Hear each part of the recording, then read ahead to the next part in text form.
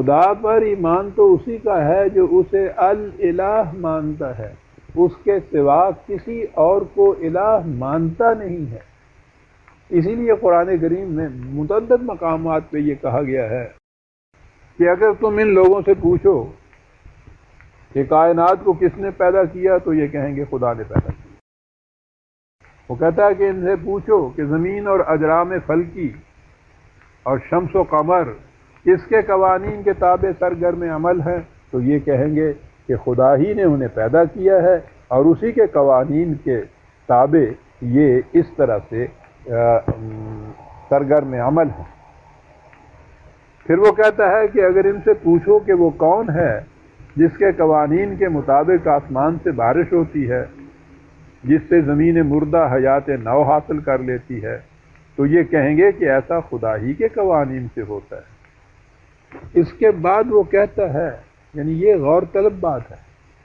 کہ جب وہ ان چیزوں کو مانتے ہیں کہ یہ خدا ہی نے کیا ہے تو وہ تو بلیورز ان گاڈ ہو گئے، وہ تو خدا کے ماننے والے ہو گئے،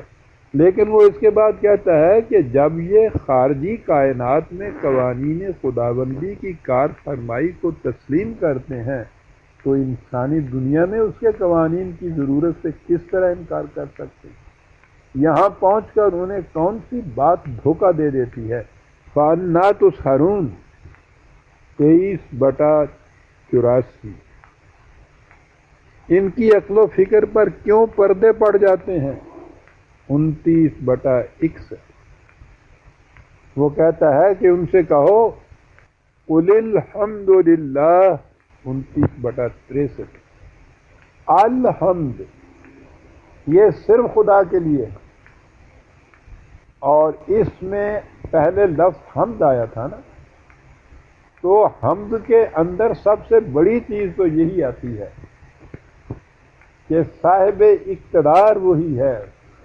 اختیارات صرف اس کے ہاتھ میں ہیں، حق حکومت صرف اس کے قوانین کو حاصل ہے۔ اس لیے یہ کہنا کہ خارجی کائنات میں لاز آف نیچر جتنے ہیں وہ تو خدا کے بنائے ہوئے ہیں، اور انسانوں کی زندگی میں ہم اپنے وضع کردہ قوانین کے تابع زندگی بسر کریں گے، کہا کہ اسے خدا پر ایمان تسلیم نہیں کیا جا سکتا۔ اس مقام پر ایک بات مجھے یاد آ گئی، رشیا نے جب اپنے ہاں وہ نظام جاری کیا، وہ مارکسزم تو نہیں ہے، سوشلزم ہی صحیح، تو کیپیٹلسٹک کنٹری جتنی بھی یورپ کی مغرب کی تھیں سرمایہ دار نظام، ان کو ضرورت پیش آئی کہ وہ ان کے مقابلے میں مسلمانوں کی تائید حاصل کرے۔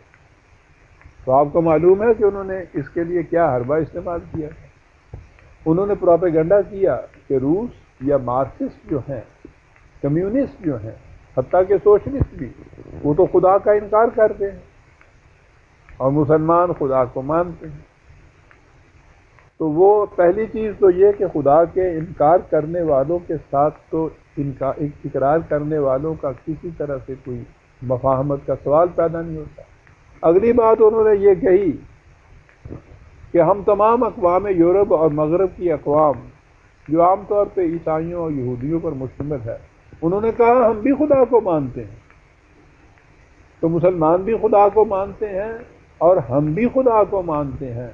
صرف یہ کمیونسٹ خدا کو نہیں مانتے۔ اس لیے believers in god unite together, آؤ خدا کے ماننے والوں ان کے خلاف ایک متحدہ محاذ بنائیں۔ تو گویا انہوں نے بھی اپنے آپ کو خدا کا ماننے والا قرار دے کر مسلمانوں کے ساتھ ایک متحدہ محاذ بنانے کی ایک بنیاد قائم کی۔ یہ الگ بات ہے کہ خود مسلمانوں کے ہاں بھی خدا کی الوہیت کو کون مان رہا ہے، لیکن بہرحال انہوں نے جو کہا کہ ہم خدا کو ماننے والے ہیں، تو قرآن کریم تو ایک ایک قدم پہ یہ کہتا ہے کہ محض لاز آف نیچر، خارجی کائنات کے قوانین کے متعلق یہ کہنا کہ وہ خدا کے ہیں اور وہ سارا نظام کائنات اس کے تابع چل رہا ہے، اور انسانوں کی دنیا کے اندر یہ کہنا کہ یہاں احکام اور قوانین ہم خود وضع کریں گے، اس نے کہا یہ خدا پر ایمان ہے ہی نہیں۔ اسی لیے اس نے پھر میں دوہرا دوں جو اس نے کہا تھا کہ وَمَن لَّمْ يَحْكُم بِمَا أَنزَلَ اللَّهُ فَأُولَٰئِكَ هُمُ الْكَافِرُونَ، جو خدا کے نازل کردہ قوانین کی محکومیت اختیار نہیں کرتا وہ اس کے الہ ہونے کو نہیں مانتا۔ لہذا عزیزان من، الہ یا اللہ، اس کا مفہوم یہ ہے کہ حق حکومت صرف اسی کو حاصل ہے، اور یہ وجہ ہے کہ اسلام کا بنیادی تصور، بنیادی اقرار، بنیادی ایمان ہے لا الہ الا اللہ، کوئی صاحب اقتدار نہیں سوائے خدا کے۔ اور اگلی بات جو تھی کہ خدا کا یہ اقتدار جو ہے وہ کس طرح سامنے ہمارے آئے گا، ہم کیسے اس کی محکومیت اختیار کریں گے، تو اس کے بعد یہ کہہ دیا کہ خدا نے جو پیغامات، جو احکام نازل کیے تھے محمد رسول اللہ صلی اللہ علیہ وسلم کے وساطت کے اوپر، اور ان کی وساطت سے دنیا کو ملے اور وہ ان کی کتاب کے اندر محفوظ ہیں، یوں خدا کی الوہیت جو ہے اس پر ایمان لایا جائے گا۔ لہذا لا الہ الا اللہ کے ساتھ یہ کہہ دیا کہ محمد رسول اللہ۔ اس میں دو باتیں ہیں، ایک تو یہ بتا دیا کہ محکومیت، خدا کی محکومیت اختیار کرنے کا عملی طریق کیا ہے، اور وہ طریق ہے خدا کی طرف سے بھیجے ہوئے قوانین کی اطاعت، اور اس میں دوسری چیز اہم یہ ہو گئی کہ کسی انسان کو حق حکومت حاصل نہیں، اور تو اور دنیا میں عظیم ترین شخصیت خدا کے بعد محمد صلی اللہ علیہ وسلم کی ہو سکتی ہے، لیکن محمد کی بھی پوزیشن یہ نہیں کہ وہ صاحب اقتدار اور صاحب اختیار ہیں، خدا کی شان الوہیت میں شامل ہیں، بالکل نہیں۔ کہا محمد بھی اللہ کے رسول ہے، اس کے احکامات کو دنیا تک پہنچانے کا ایک واسطہ ہے، خود احکامات مرتب اور وضع کرنے والے نہیں، اپنی حکومت قائم کرنے والے نہیں، حق حکومت تو صرف خدا کو حاصل ہے۔ یہ ہے عزیزان من اللہ پر ایمان کے معنی۔ اور اس بات میں تو قرآن کریم اس قدر گہرائی میں گیا ہے کہ جب اس پر انسان غور کرتا ہے تو واقعی وجد میں آ جاتا ہے۔ وہ کہتا ہے کہ دوسرے انسانوں کے احکام کا اتباع تو ایک طرف رہا، ان کی محکومیت اختیار کرنا تو شرک اور کفر رہا۔ کیفیت یہ ہے، وہ کہتا ہے کہ افرأیت من اتخذ الہہ ہواہ، کہتا دنیا میں تم ایسے لوگوں کو دیکھو گے کہ وہ کسی دوسرے شخص کے احکام کا اتباع تو نہیں شاید کریں، یا کریں بھی لیکن وہ ہر معاملے میں خود اپنے جذبات کا اتباع کرتے ہیں، یعنی وہ اپنے جذبات کو الہ بنا لیتے ہیں، ان کی اپنی خواہش ہوتی ہے اس کا اتباع کرتے ہیں، اپنے جذبات کے ماتحت چلتے ہیں، انہی سے فیصلے کراتے ہیں۔ اس نے کہا کہ یہ تو سب سے بڑا شرک ہے۔ کہا جب یہ ایسی چیز ہے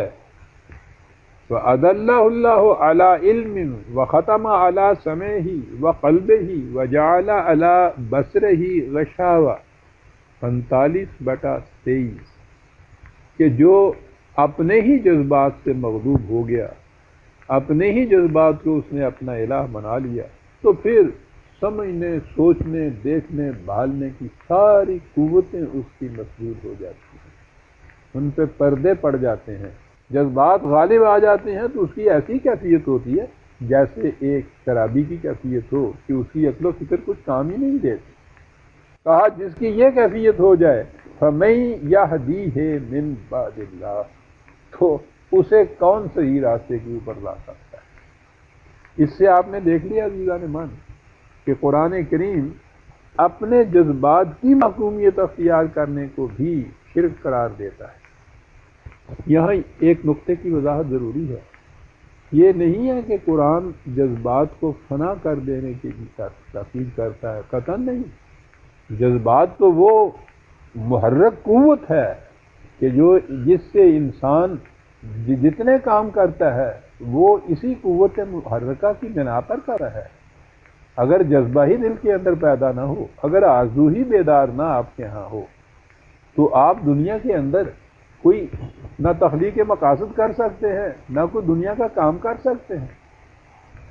تو جذبہ تو نہایت ضروری ہے، لیکن جذبات کو زمام چھوڑ دینا، ان پہ کوئی پابندی عائد نہ کرنا، یہ ہے ان کو الہ بنانا۔ اس لیے اس نے کہا ہے کہ وَمَنْ أَضَلُّ مِمَّنِ اتَّبَعَ هَوَاهُ بِغَيْرِ هُدًى مِنَ اللَّهِ۔ ظالم وہ ہے، مشرک وہ ہے جو اپنے جذبات کا اتباع کرتا ہے خدا کی دی ہوئی وحی کو چھوڑ کر۔ ایسی صورت میں مثال یوں لیجئے کہ اگر پانی دریا کے ساحلوں کے اندر بہتا ہوا چلا جائے تو وہ ہمیشہ تعمیری نتائج پیدا کرتا ہے، ممد حیات ہے، لیکن اگر وہ ان ساحلوں کو توڑ دے تو وہ سیلاب بن جاتا ہے، اور سیلاب تباہی کے کچھ اور پڑتا ہے۔ انسانی جذبات کو اگر خدا کی نازل کردہ اقدار اور احکام اور قوانین کے ساحلوں کے اندر رکھا جائے گا تو یہ جذبات تعمیری نتائج پیدا کریں گے اور نہایت ضروری ہیں، اور اگر ان کو بے محابہ چھوڑ دیا جائے، بے لگام چھوڑ دیا جائے تو یہی دریا سیلاب کی شکل اختیار کرے گا جو تباہیاں ہی تباہیاں برپا کرتا جائے گا۔ یعنی آپ نے اپنا اقتدار، جذبات کا اقتدار اس طرح تسلیم کیا کہ ان کے اوپر خدا کے قوانین کی حاکمیت باقی نہ رہی۔ اس لیے دنیا میں جتنی انسان کو صلاحیتیں حاصل ہیں، جتنی استعداد حاصل ہے، جو ذرائع اور وسائل حاصل ہیں، ان سب سے فائدہ اٹھانا، انہیں کام میں لانا نہایت ضروری ہے، بشرطے کہ انہیں خدا کی نازل کردہ اقدار و قوانین کے تابع رکھا جائے۔ تابع رکھا جائے تو یہ عین اسلام ہے، اور اگر ان کو بے محابہ بنا دیا جائے، ان کے اوپر خدا کے قوانین کا غلبہ نہ تسلیم کیا جائے تو یہ چیز کفر بھی ہے، شرک بھی ہے، تخریب بھی ہے، دنیا میں ہر قسم کا فساد برپا کرنے والی چیز ہے۔ تو دو چیزیں ہمارے سامنے آئیں، ایک تو یہ کہ خدا کے صرف یہ سمجھنا کہ خارجی کائنات میں اس کے قوانین چل رہے ہیں، اس نے کائنات کو پیدا کیا اور یہ جو لاز آف نیچر ہیں یہ خدا سے مقرر کردہ ہیں، ان کے مطابق یہ نظام سرگرم عمل ہے، لیکن ہماری انسانوں کی زندگی میں اس کا کوئی عمل دخل نہیں ہے، یہ جو چیز ہے یہ بھی ایمان نہیں۔ قرآن کریم نے واضح طور پہ کہا ہے وَهُوَ الَّذِي فِي السَّمَاءِ إِلَٰهٌ وَفِي الْأَرْضِ إِلَٰهٌ، 43/84۔ خارجی کائنات میں بھی وہی الہ ہے اور ہماری اپنی زندگی میں بھی وہی الہ ہے، وہی سما کا الہ ہے، وہی ارض کا الہ ہے۔ اگر آپ اس کو ارض کا الہ نہیں مانتے، یعنی اپنی زندگی میں انفرادی میں اور اجتماعی میں اور اس کا گوشہ کوئی بھی کیوں نہ ہو، سیاسی ہو، معاشرتی ہو، معاشی ہو، اس میں اگر خدا کو الہ آپ نہیں مان رہے ہیں تو آپ خدا پر ایمان نہیں رکھ رہے ہیں۔ اور اسی لیے اس نے کہا ہے کہ وَلَوْ كَانَ فِيهِمَا آلِهَةٌ إِلَّا اللَّهُ لَفَسَدَتَا، اگر خارجی کائنات اور خود اس عرضی زندگی میں خدا کے سوا اور الہ ہوں تو اس میں فساد برپا ہو جائے، یہ نظام درہم برہم ہو جائے، یہ انارکی پھیل جائے اس میں۔ فَسُبْحَانَ اللَّهِ رَبِّ الْعَرْشِ عَمَّا يَصِفُونَ، وہ مرکزی کنٹرول پوری کائنات کا جس میں خود انسانوں کی زندگی بھی شامل ہے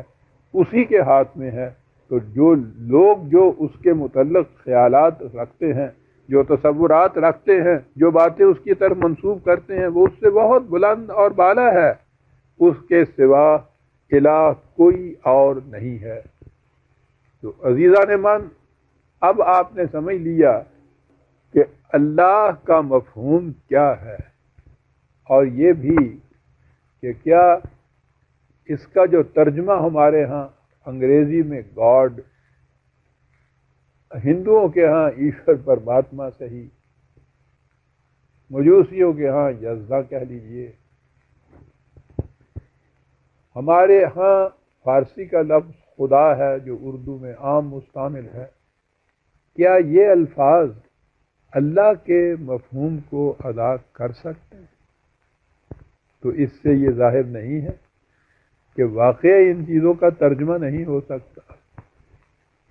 یہ تو اپنی ذات میں محکم ہے. یہ لفظ جب اس طرح سے رہے گا، اس کا مفہوم تو آپ سمجھ سکتے ہیں،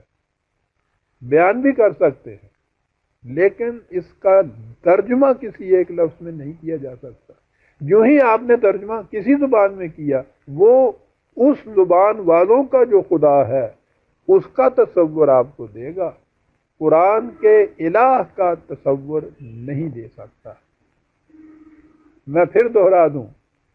کہ قرآن کا جو الہ ہے اس کے معنی یہ ہیں صاحب اقتدار. اور جب ہم کہتے ہیں کہ لا الہ الا اللہ تو اس کے معنی یہ ہیں کہ اللہ کے سوا کوئی صاحب اقتدار نہیں ہے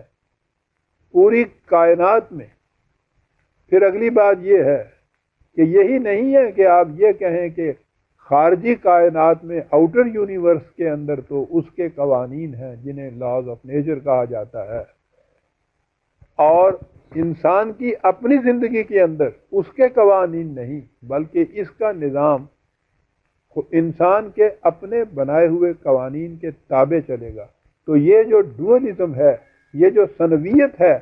کہ وہاں کا خدا کوئی اور یہاں کا الہ کوئی اور، تو یہ بھی یہ کفر نہیں، یہ شرک ہے. حتیٰ کہ انسان اگر اپنے جذبات کے تابع چلتا ہے اور ان کو بھی خدا کے احکام اور اقدار کے تابع نہیں رکھتا ہے، تو یہ خود اپنے جذبات کو الہ بنانے والی بات ہے. اس میں اللہ کے اوپر ایمان اس میں بھی باقی نہیں رہتا. عزیزان ایمان، یہ ہے اللہ کے لفظ کا مفہوم. یہ جو سورہ فاتحہ کے پہلے 3 لفظ تھے الحمدللہ، بلکہ 2 ہی لفظ حمد اور اللہ، یہ 2 چیزیں ہمارے سامنے آئیں. اب آگے یہ بات آئے گی کہ خدا کا یہ اقتدار، یہ اختیار، حاکمیت اس کی جو ہے، یہ کس مقصد کے لیے ہے؟ کیا وہ اس کے لیے ہے کہ وہ چاہتا یہ ہے کہ تسلیم کیا جائے کہ ہم حاکم ہیں، ہماری حکومت ہے، تم کون ہوتے ہو دخل دینے والے یا سرتابی کرنے والے؟ کیا یہ اس کے لیے ہے؟ اس کی غائب کیا ہے؟ اس کا مقصد کیا ہے؟ وہ اگلے لفظ کے اندر آیا الحمدللہ رب العالمین. تو اب اگلا لفظ ہمارے سامنے رب آئے گا، جسے ہم آئندہ درس میں دیں گے. ربنا تقبل منا انک انت السمیع العلیم، والسلام علیکم.